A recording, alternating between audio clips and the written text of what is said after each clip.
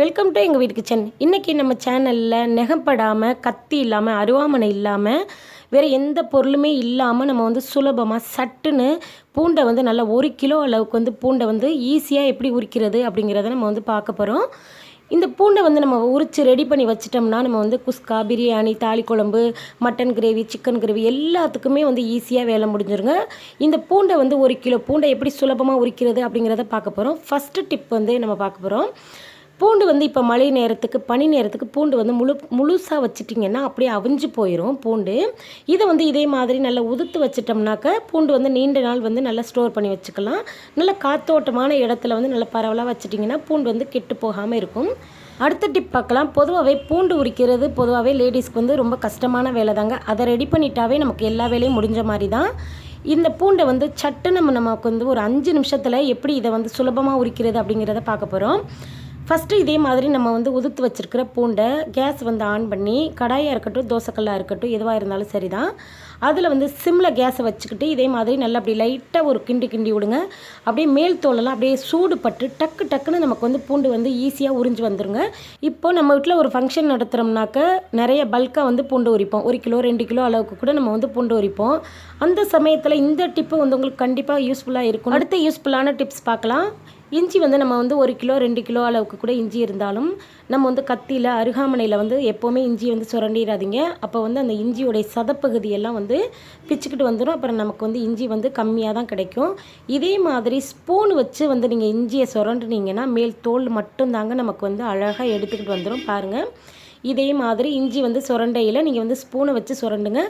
இஞ்சியில் வந்து பொதுவாகவே அந்த கத்தி பட்டு அந்த இஞ்சியோடைய சாறு வந்து கண்ணில் வந்து தெரிச்சிரும். அப்போ கண் வந்து எரிய ஆரம்பிச்சிரும்.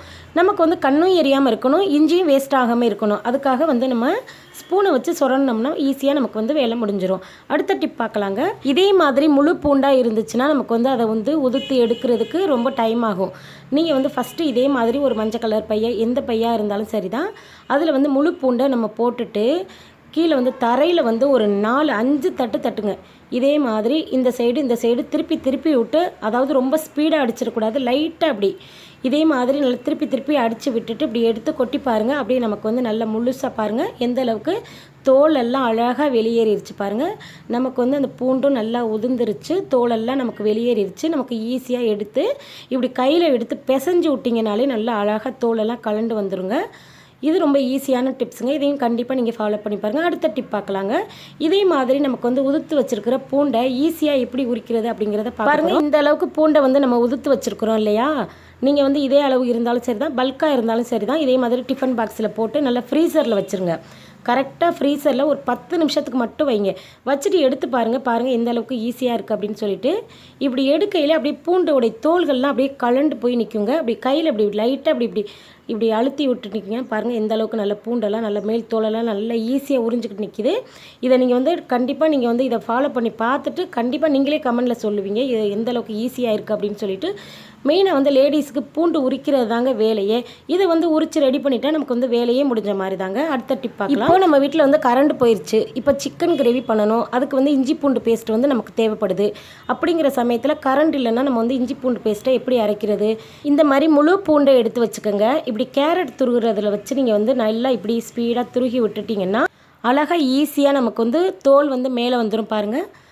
பாருங்கள் ஒரு முழு பூண்டோடைய தோல் வந்து நமக்கு மேலே வந்துருச்சு. அழகாக ஈஸியாக கலண்டு நமக்கு வந்து பூண்டு பேஸ்ட் வந்து அடியில் இருக்குது பாருங்கள். எந்த அளவுக்கு நம்ம வந்து மிக்சியில் அரைச்ச மாதிரி நல்ல பூண்டு பேஸ்ட் வந்து நல்லா தயாராகிருச்சுங்க. பாருங்கள் இந்த அளவுக்கு நமக்கு பூண்டு பேஸ்ட் வந்து நல்லா தயாராகி ஈஸியாக நமக்கு வந்து கிடச்சிருச்சு. அடுத்த டிப் பார்க்கலாம். ஒரு துண்டு இஞ்சியை நல்லா மேல் தோல் சீவிட்டு நம்ம வந்து கேரட் துருகுறதுல வச்சு நல்லா இப்படி துருகி விடுங்க. பாருங்கள் நல்லா இதே மாதிரி நல்லா ஸ்பீடாக துருகி விட்டுறலாம். இப்படி துருகி விடுறதுனால நமக்கு வந்து இஞ்சி பேஸ்ட் வந்து ஈஸியாக கிடைக்குங்க. இந்த மழை நேரத்துக்கு வந்து நல்லா இஞ்சி டீ போட்டு குடிக்கிறதுக்கு ரொம்ப பேருக்கு விருப்பமாக இருக்கும். அந்த சமயத்தில் மிக்சியில் போட்டு அரைக்கிறதுக்கு கரண்ட் இல்லாத சமயத்தில் இதே மாதிரி கேரட் துருகுறதுல வச்சு நம்ம வந்து துருகி எடுத்துட்டோம்னா நமக்கு வந்து ஈஸியாக வந்து இஞ்சி விழுது நமக்கு வந்து கிடச்சிரும். நம்ம சிக்கன் கிரேவிக்கு, மட்டன் கிரேவிக்கு, பிரியாணிக்கு கூட நீங்கள் வந்து இதே மாதிரி நல்ல பேஸ்ட் ரெடி பண்ணி செஞ்சிடலாங்க. இப்போது சிக்கன் கிரேவி செய்கிறதுக்கு இஞ்சி பூண்டு அரைக்கணுங்க. கரண்ட் போயிடுச்சு.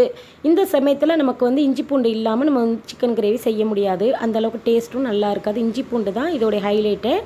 அப்போ இந்த சமயத்தில் நம்ம வந்து இதே மாதிரி கேரட் துருகிறதுல வச்சு இஞ்சி பூண்டை வந்து நல்லா துருகிட்டு சேர்த்தோம்னா நமக்கு வந்து சூப்பரான சிக்கன் கிரேவி ரெடி ஆயிருங்க. அடுத்த டிப் பார்க்கலாங்க. ப்ரெஷர் உள்ளவங்களுக்கு இதே மாதிரி முழு பூண்டை எடுத்து கேஸ் ஆன் பண்ணி இப்படி திருப்பி திருப்பி விட்டு நல்லா உள்ளெல்லாம் சதப்பகுதியெல்லாம் நல்லா வேகிற மாதிரி நீங்கள் வந்து ரெடி பண்ணி கொடுத்தீங்கன்னா, இதை வந்து எடுத்து பிரித்து கொடுத்தீங்கன்னா உங்களுக்கு ப்ரெஷர் வந்து நல்லா குறையிறதுக்கு வாய்ப்பு இருக்குங்க.